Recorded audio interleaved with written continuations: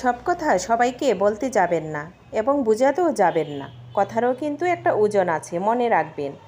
যার যেরকম যোগ্যতা সেই যোগ্যতা অনুযায়ী তাকে কথাটা বলবেন। আসসালামু আলাইকুম, সবাই কেমন আছেন? আজকে আমি মজাদার একটি রান্না নিয়ে চলে আসলাম। আর সবাই কিন্তু এই রান্নাটা পছন্দ করে। শুটকি রান্না আর লতি দিয়ে চিংড়ি মাছ দিয়ে যদি হয়ে যায় রান্নাটা, তাহলে তো আর কোনো কথাই নেই। সবাই কিন্তু এই রান্নাটা অনেক অনেক পছন্দ করে। অনেক সময় দেখা যায় বাচ্চারাও কিন্তু অনেক সময় পছন্দ করে। বাচ্চারা বলতে আবার বেশি ছোটো না, ভাববেন না যে আমি ছোটো বাচ্চাদের কথা বলতেছি। মাত্র ধরেন 10-12 বছর যেসব মেয়েরা ছেলেরা আছে, তারা কিন্তু, ছেলেরা তো বেশি একটা শুটকি খেতে চায় না, মেয়েরাই বেশিরভাগ পছন্দ করে। আমরা যেহেতু মেয়েরা অনেক অনেক শুটকি খেতে পছন্দ করি, তাই মেয়েরাই তো শুটকি খেতে পছন্দ করবে। আর এই যে দেখেন মজাদার শুটকিটা আমি রান্নাটা অলরেডি বসিয়ে দিলাম।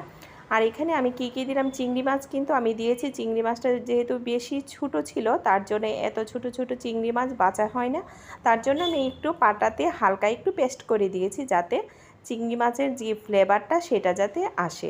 আমার কাছে বড় চিংড়ি ছিল না, ছোট মাছ ছিল চিংড়িটা, তার জন্য আমি পেস্ট করে দিয়েছি। আর এখন আমি ঢাকনা দিয়ে কিন্তু দিয়ে দিলাম, যাতে পানিটা একটু শুকিয়ে যায়। আর এখন আমি ঢাকনাটা উঠিয়েও কিন্তু কয়েকটা কাঁচামরিচ দিয়ে দিলাম, যাতে পরিমাণ মতো পানিটাও শুকিয়ে যাবে আর কাঁচামরিচটাও সিদ্ধ হয়ে যাবে। আর অলরেডি তো দেখা যায় হালকা ভাপের সঙ্গে লতিটাও সিদ্ধ হয়ে গেছে। আর ধনেপাতাও দিয়ে দিলাম। আর অসাধারণ হয়েছিল এই রান্নাটা। আমি কিন্তু এখানে রসুন, পেঁয়াজ, তারপরে হলুদ আর মরিচ দিয়েছি, আর কিছুই দিই নাই। আর চিংড়ি মাছটা পেস্ট করে দিয়েছি। আর এই যে দেখেন একদম রান্না কমপ্লিট।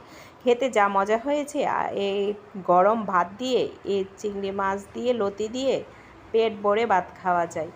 আর হঠাৎ করে মনে হলো যে আজকে আমি চিংড়ি মাছ দিয়ে লতি দিয়ে রান্না করি, যেহেতু টাটকা সবজিটা আনলাম বাজার থেকে, ভাবলাম আজকেই রান্না করে ফেলি, তাই রান্না করে ফেললাম। খেতে অসাধারণ হয়েছে। আজকের রান্নাটা যদি আমার ভালো লেগে থাকে অবশ্যই লাইক, কমেন্ট, শেয়ার করবেন। সবাই ভালো থাকবেন। আল্লাহ হাফেজ।